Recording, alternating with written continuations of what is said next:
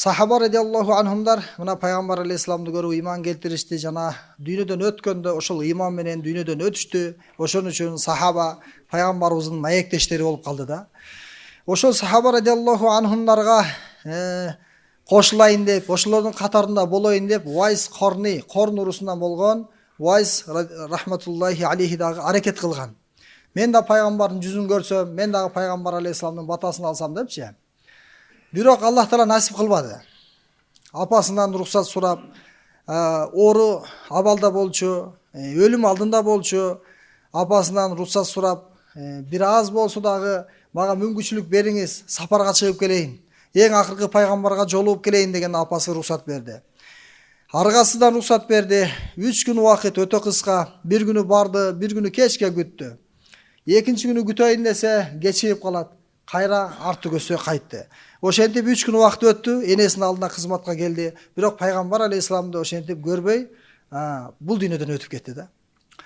Пайгамбарыбыз саллаллаху алейхи вассалам ал табийиндин кылган курбанчылыгы, энесине кылган жакшылыгы канчалык кымбат экендигин билдириш үчүн сахабаларга айтты.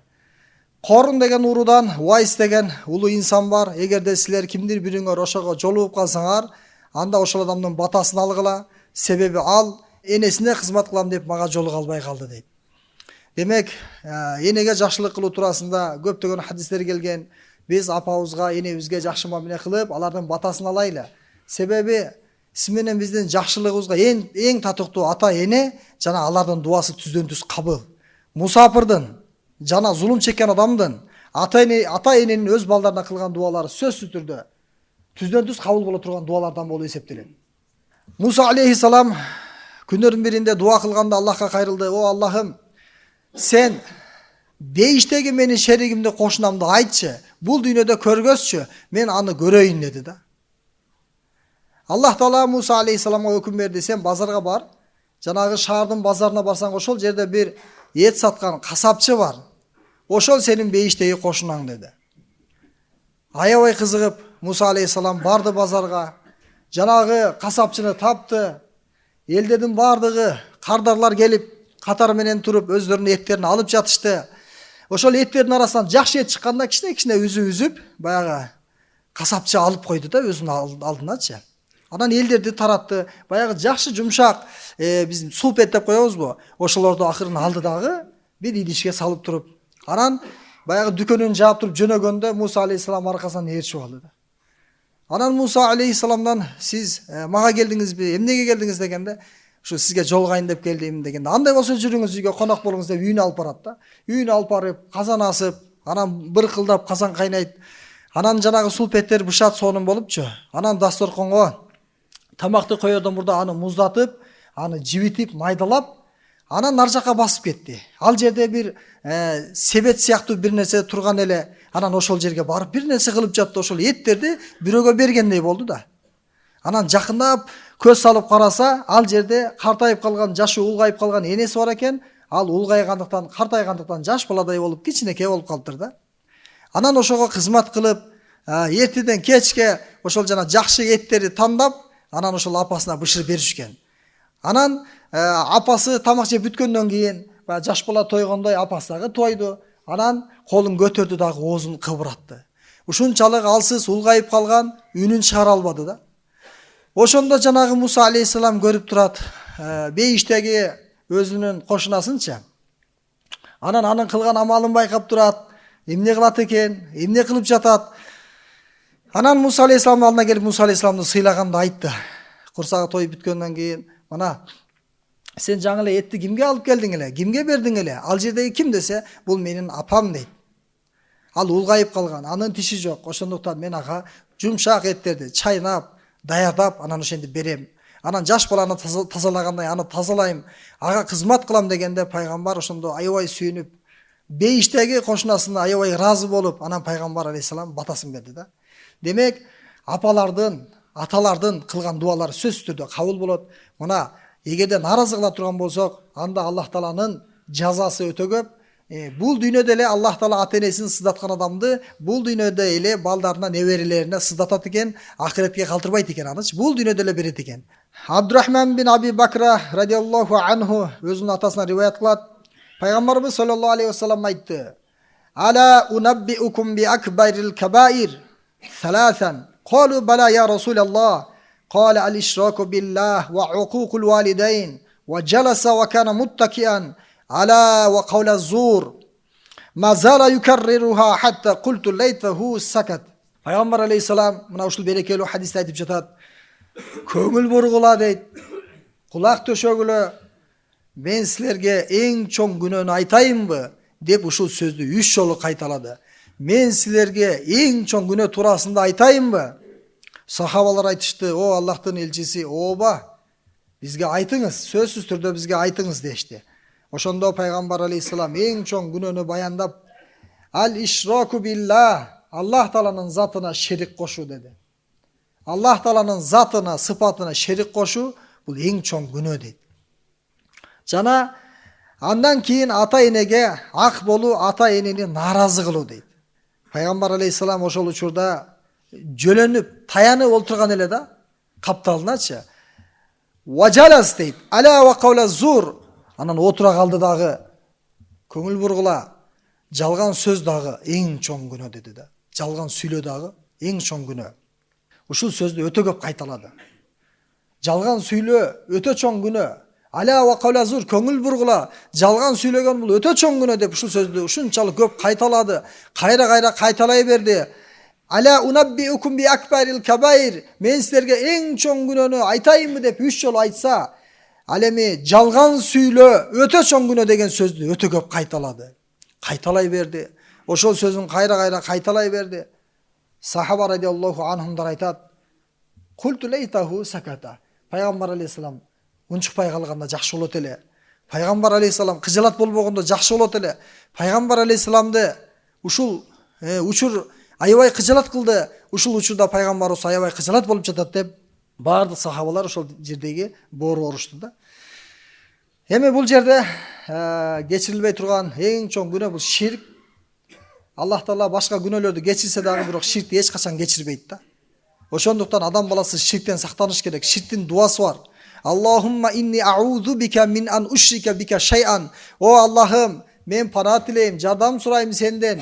Bir nerseni sağa şerik koşup koyudan. Wa ana a'lam. Men bilip durup bir nerseni sağa tengep koyuştan. Wa minaz zammillezi la a'lam. Dagı bilbey turup kançalagan şirkler var. Oşolordun birine kabul bolup kaldan. Pana tileyim, meni sakta deseniz, Allah Taala sizni bilgen jana siz bilbegen şirklerden Allah Taala sizni saktap koyot eken da. Demek ушул дуаны жатташыбыз керек, жана ушуну көп кайталашыбыз керек. Аллах Таала бизди ширктен сактайт да. Масум дуаларда, сүннөттөр жазылган китептерде ушул дуалар бар. Мына калимату роддил куфр деп коет. Капырлыкты кайтара турган, сизди капырлыктан сактай турган, коргон боло турган бул зикирлер болуп эсептелет. Эң чоң күнөө кайсы күнөө экен? Ширк. Аллах Таала Куранда айтат: "Мен бардык күнөөлөрдү кечирем, бирок ширкти эч качан кечирбейм" дейт да. Жүрөктүн Аллах Таала жүрөктүн катачылыгын кечирбейт Аллах Таала. Амалдын катачылыгы Аллахтын алдына кечирилет, бирок жүрөктүкү кечирилбейт да. Кечирбейм деп айткан Аллах Таалачы. Ошондуктан ширктен сактанышыбыз керек. Экинчиден, киши өлтүрүү жана акысыз, укуксуз бул да эң чоң күнөөлөргө кирет. Андан кийинкиси ата энени ак кылуу жана башка канча күнөөлөр бар. Сүткордук менен азыктануу жана зына иштерге, жанагындай бузукулуктарга, арак ичүү, ошол сыяктуу бир таза адамдарды жамандоо, жала жабуу, ушак кылуу канча күнөөлөр бар. Эми алар өзүнүн акыбалына жараша, учурга жараша чоң күнөөлөрдөн болуп алар да эсептелет. Бирок ширкке жана киши өлтүрүүгө тең келе турган эч кандай күнөө жок. Эми караңыздар, ушул ширктен кийинки эле күнөө бул жан кыюу да. Жан кыюу. Эми атайлап эмес кокустан болсо, эми Аллах Таала дагы анын жазасын жеңил кылат. Бул дүйнөдө да анын жазасы жеңил атайлаган жок. Бирок кээ бирөөлөр атайлап туруп, адамга мыкачылык кылып, жүзү каралык кылып, адам баласынын жанына зыян келтирип, түрдүү адам баласынын жан кыя турган себептерин, амалдарын кылат. Бул өтө чоң күнөө болуп эсептелет да. Эң биринчи мына ошол кыямат күнү жооп бериле турган, суракка алына турган ошол күнү. Анан жанагы бала 4 ай жан кирип калды балагачы, наристеге. Эгер ошону алдыра турган болсо дагы шариатта эч кандай рухсат бербеген, эч кандай бир үзүр болбой туруп, себеп болбой туруп, жөн эле жан салынгандан кийин ала турган болсо, ал дагы киши өлтүрдү болуп эсептелет да. Ошондуктан ушул чоң күнөөлөрдөн өтө сактанышыбыз керек. Анан эми карасаңыз, эң чоң күнөөнү айтайынбы дегенде таянып отурат эле, Аллахтын элчиси таянып отурат эле. Бирок жалган сөзгө келгенде отура калды да. Жалган сүйлөө бул ширктей чоң күнөө, киши өлтүргөндөй чоң күнөө деген мааниде эмес. Пайгамбар алейхисалам олтура калгандыгы көпчүлүк адамдар ушул нерсеге жеңил эле түшүп калат экен да. Адам баласы жалган сүйлөп коет. Анан тактасаң дагы жалган сүйлөйт. Бир жалганды жабыш үчүн да көптөгөн жалгандарга айтылып отуруп, Аллахтын алдында жалганчы болуп жазылып калат экен да. Ошон үчүн эч качан жалган сүйлөбөш керек да. Бул мунафыктын эки жүздүүнүн сыфаты. Пайгамбарыбыз ошон үчүн кайра кайталады. Качанга чейин кайталады десе, сахаба радиаллаху анхумдар пайгамбарыбызга боору ооруганга чейин, эми токтосо экен пайгамбарыбыз, айтпай калса экен дегенге чейин кайталай берди. Жалган сүйлөөдөн сактанайлы. Эгер жалган адам жалган сүйлөсө, Куран окуса дагы, ал өзүнө өзү каргыш тилей берет экен да. Себеби Куранда жалганчыларга Алланын каргышы болсун деген аят бар да. Өзү окуйт, өзүнө өзү каргыш тилейт да, өзү да билбей калат анычы. Ошон үчүн ниет кылайлы бардыгыбыз, жалган сүйлөбөйбүз депчи, эч качан. Чындык сизди куткарат, жалган сизди азапка, бактсыздыкка туткарат да.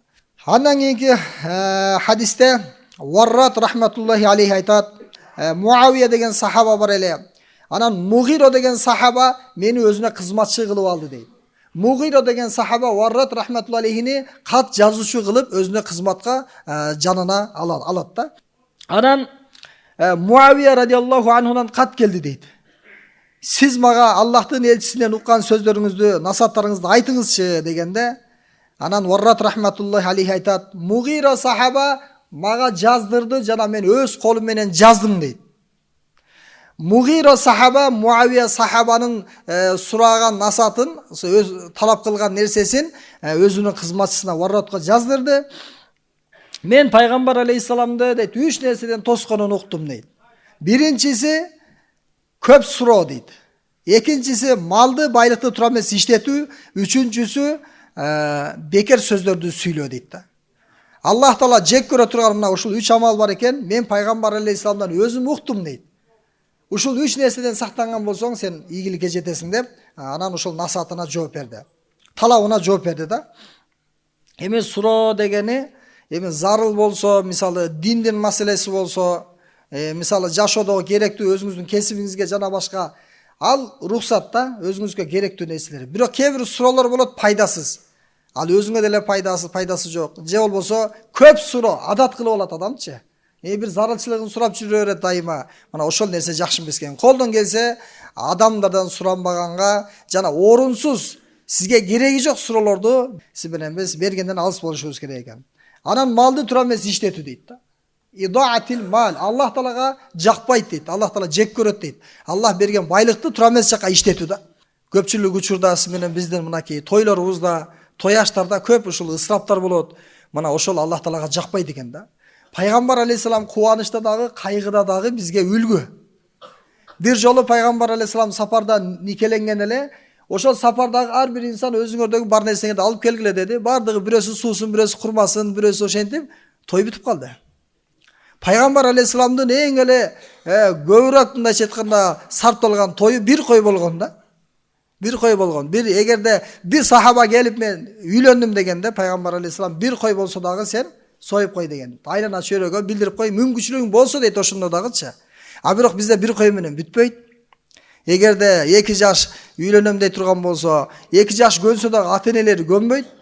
Эмне болмок беле ошондой депчи. Бир кой менен үйлөнүү тоюн бүтүргөн ал болмок беле депчи. Болот. Сонун болот. Кылып көрсөңүз, абдан сонун болот да. Пайгамбар алейхисалам айтты го, эң бактылуу аял дейт, анын махры аз болгон деди. Эң жакшы той кайсыл десе, кедейлер чакырылат.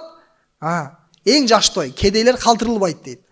Ошон үчүн сиз менен биз той кыла турган болсок, кедейлерди чакырайлы, жөнөкөйлөрдү чакырайлы, колдон келсе калып кетпесин алар. Тааныштарды баарын чакырайлы, бирок бир кой менен маселебизди бүтүрсөк болот экен, жашоо жеңил экен да. Көпчүлүк жаштар азыр үйлөнө албай жүрөт. Эмне үчүн? Мүмкүнчүлүгү жоктуктанбы? Мүмкүнчүлүгү бар, бирок баягы салттын талабына ылайык келбейт да. Салттын талабына ылайык келбегендиктен кийинки жылы болуп, ошентип жаштардын өмүрлөрү өтүп, карасаң улгайып калган, анан үйлөнгүсү келбей калат, турмушка чыккысы келбей калат. Мына ошонун бардыгы Аллах Таала жек көргөн амалдар болуп эсептелет экен да. Орунсуз сураба дейт, керексиз нерсени сураба дейт. Экинчиси малды дейт, ысырап кылып текке кетире бербе. Үчүнчүсү болсо бекер сөздөрдөн сактан дейт. Аллах Тааласы менен бизге ушул бекер сөздү жактырбайт, бекер сөздөрдөн сактанышыбыз керек. Адам баласы өзүнүн тилин сактамайын, эч качан ыйманы толук болбойт. Хатта яхзуна лисанаху, өзүнүн тилин контролдоп көзөмөлдөмөйүн, ал инсан ыймандын дамын тата албайт дейт да. Демек тил ушунчалык зарыл мүчө экен, аны тарбиялаш, аны көзөмөлдөш өтө зарыл экен да. 360 муун болсо, 360 мүчө болсо, ошонун 359-у күнүгө эртең менен кайрылат экен тилгечи. Бардык көз, кулак, бут, кол.